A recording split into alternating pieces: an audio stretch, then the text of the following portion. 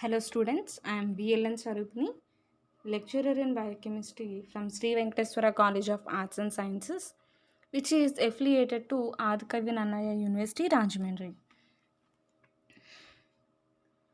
Now, I would like to discuss about third BSc Biochemistry elective paper, that is Basic Microbiology. From this paper, we have already discussed about Unit 1 and Unit 2. Now we are heading towards Unit 3, in which we'll see about different viruses, bacteria, and protozoans, and their replication process and diseases involved to these organisms. So let's start with viruses. And under viruses, we'll see about pox virus and polio virus, their structure and replication. So here, pox and polio viruses are the major viruses that we are going to discuss under this unit. So let's start with pox viruses. So here, these pox viruses, they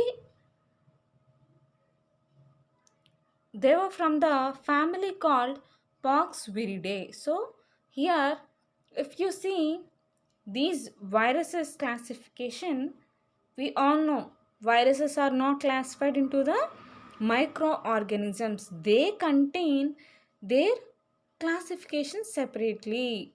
So if we see classification of viruses, these pox viruses are categorized under Poxviridae. So Poxviridae is the family in which we'll see these pox viruses. Okay, and here human vertebrates, arthropods. Arthropods means these are also uh, these arthropods are backboneless organisms, and they contain special hard covering, and these human vertebrates and arthropods, they serve as host for this pox viruses. That means pox viruses, they depend on human vertebrates and arthropods for their nutritional or reproduction needs. Okay, and if you see this Poxviridae, present we have 69 species in the family, and these 69 species were divided into 28 genera and 2 subfamilies.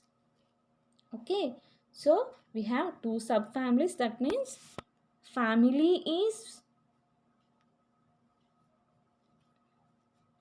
Poxviridae, and it is divided into 2 subfamilies and further divided into 28 genera.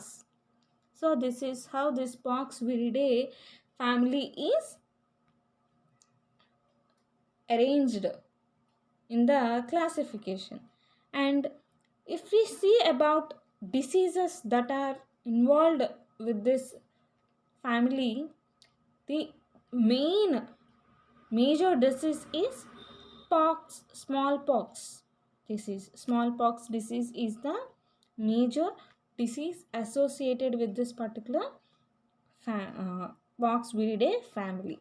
And here, 4 other important genera of pox viruses that infect humans are parapox viruses, yatapox viruses, molluscapox viruses, orthopox viruses. So these are the 4 kinds of viruses, pox viruses, that infect humans.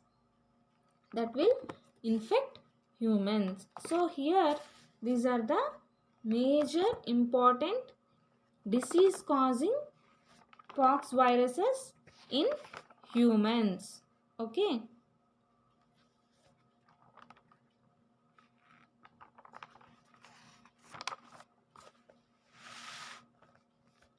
And here, orthopox viruses are included with smallpox viruses, Vaccinia viruses and cowpox viruses. So here this smallpox which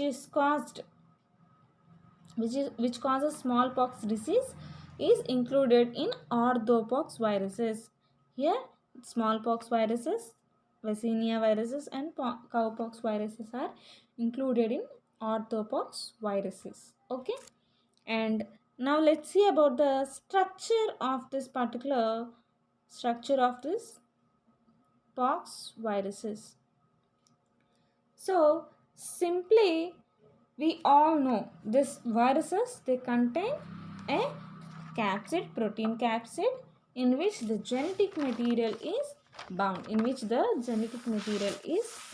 So here, coming to the structure of pox viruses, this viral particle which is a double stranded DNA.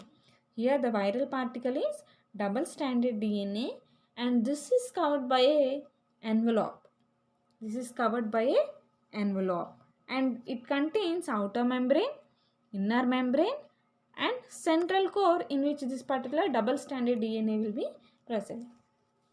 So if you see the structure, you'll get a better idea. Just to see the structure. Yeah, this is the structure of the pox virus. So here the genetic material is double stranded DNA.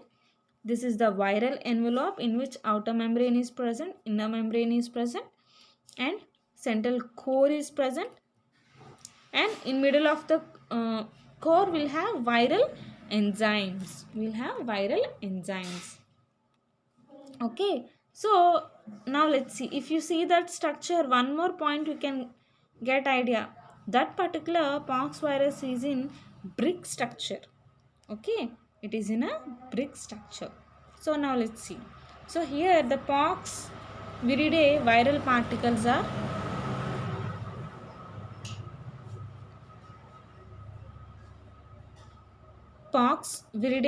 particles are generally enveloped and they contain a external envelope viron, and they are called as external envelope viron. So due to presence of this envelope, we can call this pox viridae viruses as external envelope viron, and these contain envelope which is also infectious. So regarding viruses, only the genetic material is infectious, but regarding this pox viridae, even the envelope is infectious. And coming to the shape, they vary in their shape depending upon the species, but generally shaped like brick or oval, similar to the brick. That means it might be a complete brick structure or oval shape which is little similar to the brick structure. So they might vary in their shapes depending on the species, but most commonly seen structure is most commonly seen shape in pox viridae group is brick shape. Okay, and the viron is exceptionally large in size, around 200 nanometers. Basically, viruses are very minute structures, but coming to these pox viridae, these are around 200 nanometers in size and 300 nanometers, 200 nanometers diameter and 300 nanometers length.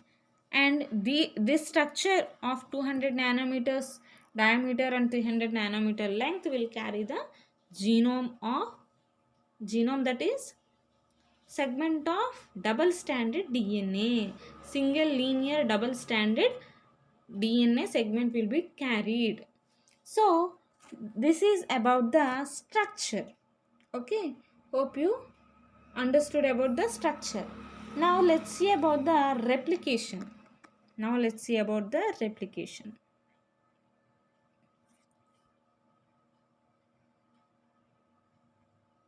So replication of the pox virus involves several stages. Okay, so firstly this virus binds to the receptor of the host cell. So any virus, it gets bound to the host cell with the help of receptors. So here poxviridae is also the same. First binds to the receptors on the host cell. It will identify the suitable receptors on the host cell membrane or cell surface, and it will bind to that particular receptor. And the receptors for the pox virus are thought to be made of glucosamine glycans. These are sort of polysaccharides. These are sort of carbohydrate products, and uh, this particular this is a combination of glu- um, different compounds, and this receptor will bind to the poxviridae will bind to the receptors, most probably made up of this glucosaminoglycans. And after binding to the receptor,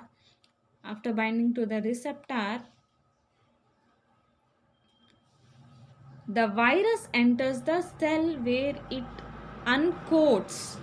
Where it uncoats. Uncoats means whatever the viral envelope is present, it will be separated from the double stranded DNA. The viral genetic material or the double stranded DNA. So here, after entering the host cell, it will uncoat itself. And uncoating of the virus is a two-step process, and it doesn't undergo simply in a one step. Why? Because it contains outer membrane and inner membrane also. Because of that reason, it uncoats in two steps. Okay, and firstly the outer membrane is removed and the particle enters the cell. So initially, after binding to the receptor of the cell host cell membrane, what happens? Outer membrane is removed, and secondly, what happens? The viral particle without the outer membrane will fuse with cellular membrane of the host cell to release the core into the cytoplasm. Only the core will be released into the cytoplasm. And this pox viral genes are expressed in two phases. So the core is released. Now coming to the expression of the genetic material which is present in the virus. So the pox viral genes will also be expressed in two phases. In the early phase, what happens means early genes code the non-structural proteins, including proteins necessary for the replication of the viral genome. So here in the first stage, what happens? These early genes, these will encode the non-structural proteins. And these non-structural proteins means these are necessary for the replication of the viral genome. So whatever the genetic material of this pox virus is present, it will first encode the non-structural proteins which are responsible for the replication of the virus genome. Okay, and next what happens is lead genes. So primary genes showed their uh, expression. Later lead genes will show their expression.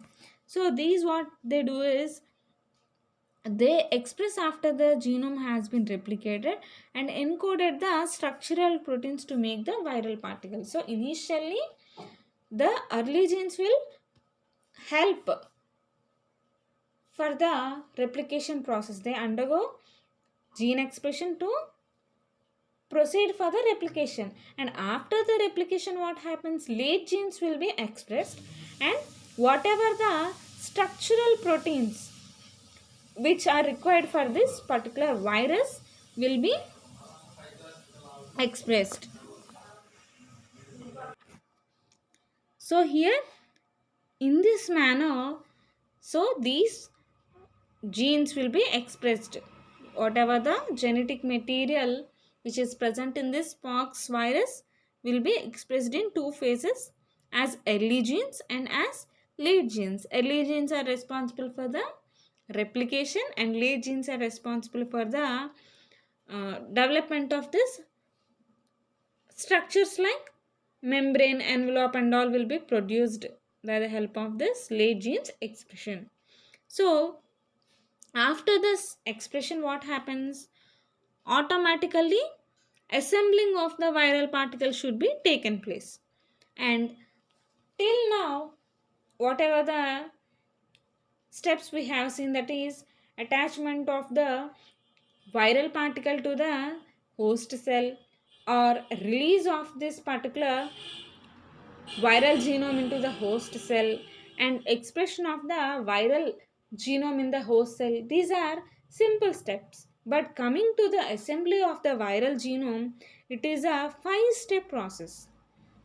It is little complex and it is a 5-step process. So, so let's see the 5 steps. Initially what happens is, here immature viron will be present. So immature viron. So that immature viron will bind to the A5 protein, and it will, then we can call it as intracellular mature viron. And this intracellular mature viron, it will bind to brick shaped envelope. It will bind to brick shaped envelope, forming intracellular enveloped viron. So after binding of this intracellular mature viron with brick shaped envelope, we call it as intracellular enveloped viron. And this intracellular enveloped viron fuse to the cell plasma of host cell, and we call it as cell associated enveloped viron. And this cell associated enveloped viron encounters microtubules of host cells and prepare to exit, and finally exit as extracellular enveloped viron. Hope you followed me. So here see the steps. Here the assembly of viral particle occurs in 5 stages of maturation that leads to the final exocytosis of the new enveloped viron after the genome has been replicated. Okay, so let's see those 5 steps. Firstly, in the first step, A5 protein will get attached to the immature viron, and we call it as intracellular mature viron. We call it as intracellular mature viron. And immature viron with A5 protein bounded with brick shaped envelope making a intracellular enveloped viron. So this intracellular mature viron with brick shaped envelope is called as intracellular enveloped viron. Intracellular enveloped viron. Whereas immature viron with A5 protein is called as intracellular mature viron. So that is intracellular mature viron. This is intracellular enveloped viron. And next, intracellular enveloped viron fuses to cell plasma of the host cell. It will move near the host cell plasma and it will fuse, and it is called as cell associated enveloped viron. As it is fused to the plasma, we call it as cell associated enveloped viron.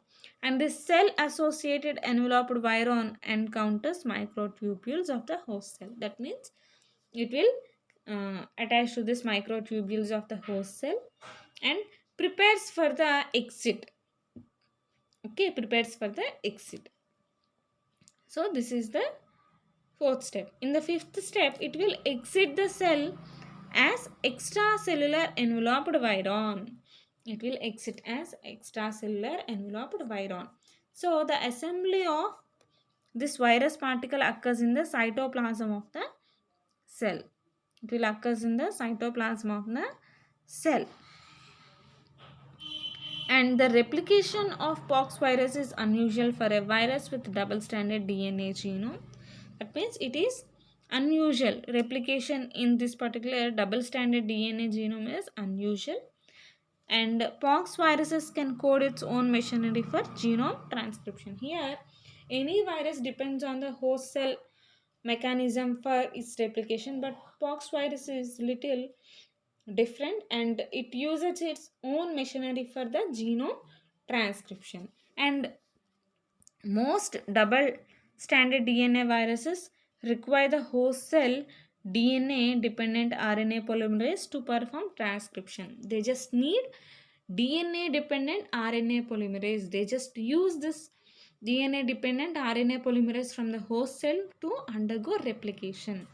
And the host DNA is found in the nucleus, and therefore most double stranded DNA viruses carry out a part of their infection cycle within the host cell nucleus. So, whatever the replication process of this pox viruses are seen, not only pox virus, all the double stranded DNA viruses, replication is carried in the host cell nucleus.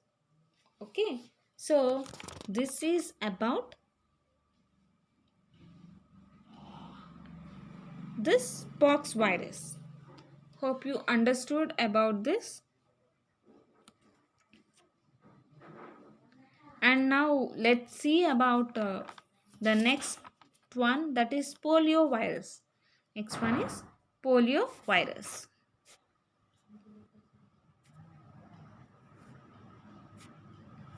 So polio virus, we all know how this polio virus shows its effect, and it will cause polio myelitis.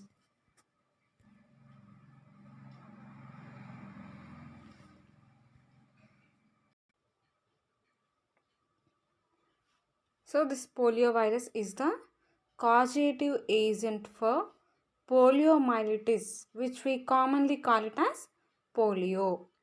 So this, we all know about the disease called polio, in which the person infected with this polio virus, there will be dysfunctioning of the limbs, and there will be no proper structure for the limbs. Okay, so let's see. In 1908, Karl Landsteiner and Edward Popper, these are the first scientists who identified the virus, that is polio virus, as causative agent of this polio disease. Okay, so Karl Landsteiner and Edward Popper, they worked on the polio disease and they identified this polio virus as the causative agent for this polio disease. And polio virus is the infectious viral disease caused by the genus enterovirus. Okay, this is caused by the genus enterovirus from Picornaviridae family. So family is Picornaviridae and genus is Enterovirus, in which this polio viruses are commonly seen. And this poliomyelitis is a system paralytic disease resulting from the destruction of motor neurons in the central nervous system and can lead to partial or full paralysis. So there will be no functioning in the limbs. So here there will be destruction of motor nerves. So motor nerves will be destructed and there will be partial or full paralysis will be seen in that particular patient. And here there are three stereotypes of polio virus, that is PV1, PV2 and PV3. So these are the strains. Simply we can call them as strains, PV1, PV2 and PV3. So these are the strains.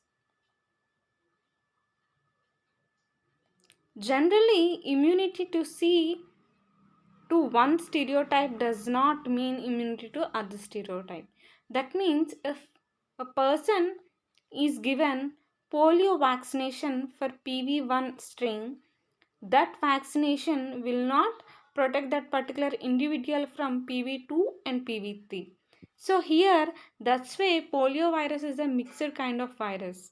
All strains are mixed in one vaccination.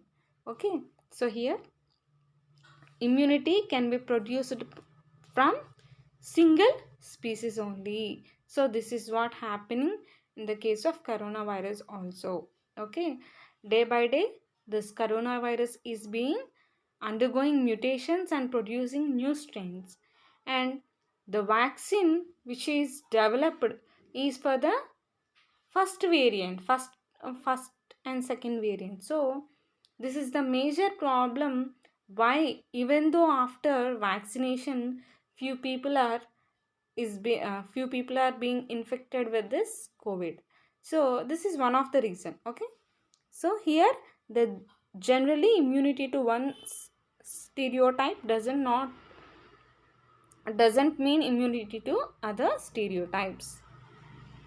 So this is the structure of the polio virus, which is in spherical shape, and here envelope is present with glycoproteins, and central RNA is the genetic material which is present in viral capsid. So if you see here, two layers are present. This is the membrane with glycoproteins, and this is shell.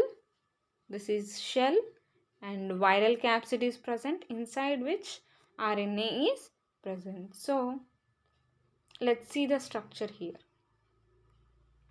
So poliovirus is a small single-stranded positive sense RNA virus, and it is enclosed in a non-enveloped icosahedral protein capsid. So here a protein capsid is present in which this single-stranded positive sense RNA is packed. Okay, and this particular single-stranded RNA is approximately made up of 7,500 nucleotides. And coming to the size, it is a small virus with 20 to 33 nanometers in size. And the virus will survive in a acidic pH and environment like gastrointestinal tract. So it can also withstand acidic atmosphere. That's why it is able to pass through the gastrointestinal tract. That is in the stomach. What happens for the digestion of food material? Dilute HCl is produced. So even this polio virus is able to withstand that acidic conditions. Okay, and coming to the capsid, icosahedral capsid, which is packet of the single stranded RNA.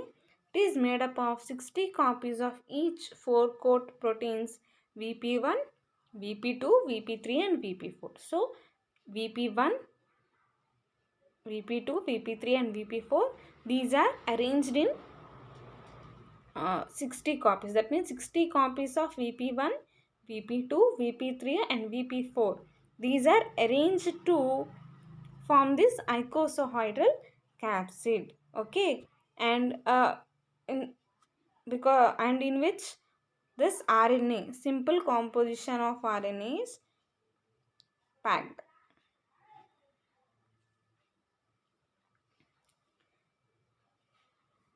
And this icosahedral protein coat that is encapsulated, if poliovirus is widely regarded as the simplest significant viruses. Okay, now let's see about the replication process in this particular poliovirus. So here obviously attachment of this poliovirus to the host cell is achieved by surface receptor And here the surface receptor regarding this poliovirus is CD155. So replication of cycle of poliovirus is initiated by the binding to the host cell surface receptor, that is CD155. So it will reach the cell surface of the host cell, and wherever it identifies this CD155 receptor, it will bind to that particular CD155 cell surface receptor, and the viron is taken up by endocytosis, and the viral DNA RNA is released, and the endocytosis is called as receptor mediated endocytosis. So here endocytosis is nothing but entry of this particular viron into the host cell. So here the viral RNA will be released from the capsid and it will enter the host cell, and this process is called as receptor mediated endocytosis. Why? Because this particular endocytosis is seen at a particular receptor, that is CD155. So that's why it is called as receptor mediated endocytosis, as this endocytosis takes place at a specific receptor. On entry, the virus hijacks the cell translation mechanism. So the cell translation, so this particular virus is not interrupting transcription process in that particular host cell, only it is focusing on the translation mechanism. It will take over the translation mechanism, and a translation of the viral RNA occurs by an internal ribosome energy site mediated mechanism. So here what happens? Translation of this particular viral RNA will be carried by the internal ribosome energy site. Internal ribosome energy site. And here this poliovirus mRNA is translated as one long polypeptide. So whatever the RNA is present, it is converted into mRNA. Okay, a long polypeptide mRNA. And the polypeptide is cleaved by internal proteases yielding viral proteins. So RNA is expressed to form mRNA. So if you see, this is the mRNA, contains different fragments of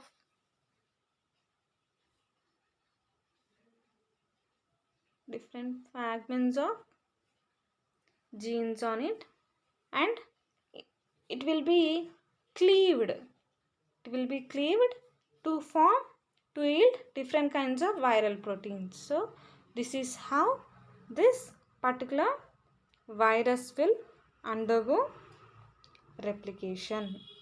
This virus will undergo replication. I think this diagram is not visible properly. I'll try to draw just.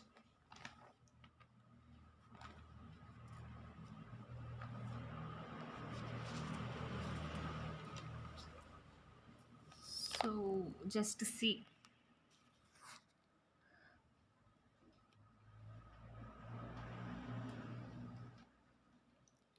So here this is the cell membrane.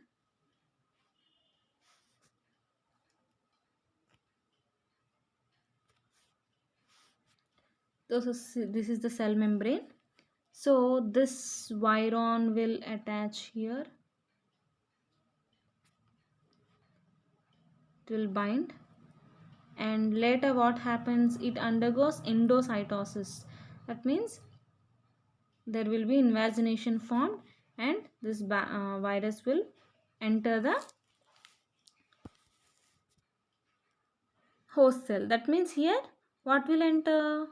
This particular viral RNA will enter, and this undergoes hijack of the translation process. This is polyprotein of that means nothing but the mRNA. Polyprotein or mRNA is produced. So from this, non-structural proteins and structural proteins will be separated and they develop to form next progeny. Okay, so this is how replication is carried. So here the positive sense RNA serves as template for the complementary negative strand synthesis. So here we discussed about the poliovirus, that this is a positive sense strand. Positive sense RNA, single stranded RNA, is a genetic material in this poliovirus. So this will act as template for the production of or for the synthesis of this complementary negative strand, and finally producing double stranded replicative form of RNA. We call it as replicative form RNA. And many positive strand RNA copies are produced from single stranded negative strand. Later what happens? The newly synthesized positive sense RNA molecule, it can serve as template for translation of more viral proteins. So first, this positive sense strand acted as template and it developed, it helped in the production of negative sense strands, and these many positive strands will will help in the production of this single negative strand and newly synthesized positive strands. That means first positive strand will be produced. So I'll just tell first, positive strand will be produced from the positive sense strand. That means this, whatever the RNA is entered into this host cell act as template and will produce positive strand, and this positive strand will help in the production of negative strand, and this negative strand, it will help in the further process. So firstly what happens, whatever the mRNA is present, it will help to produce polypeptide chain and produce structural coat proteins and RNA replicase. And this RNA replicase, which is a non-structural protein, it will help in the synthesis of this negative strand from the positive strand. I think if I show you the diagram, you will get a better idea. So here,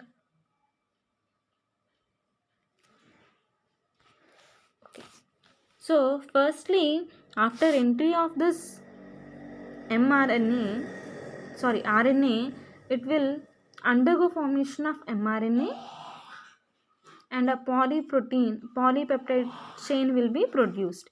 And this polypeptide chain will be broken into different proteins, that is structural coat proteins, and that means structural proteins and non-structural proteins. Here structural coat proteins VP1, VP2, VP3 and VP4, they involve in the development of the envelopes, and RNA polymerase, which is a non-structural protein, and this RNA polymerase is helpful in the synthesis of negative strand. And for the production of this negative strand, here positive sense strand will act as template, and it will produce another positive sense strand, and these positive sense strand with the help of RNA replicase will produce negative strand. So this is how poliovirus undergo replication. Okay, so ultimately the newly synthesized positive sense RNA molecules can serve as template for translation of more viral proteins and can be enclosed in a capsid, which ultimately generates new progeny virons. And finally, Lysis of the infected cell results in release of infectious progeny virons. Okay. So this is how this particular poliovirus undergoes replication. So write the notes properly. If you have any doubts, please contact me.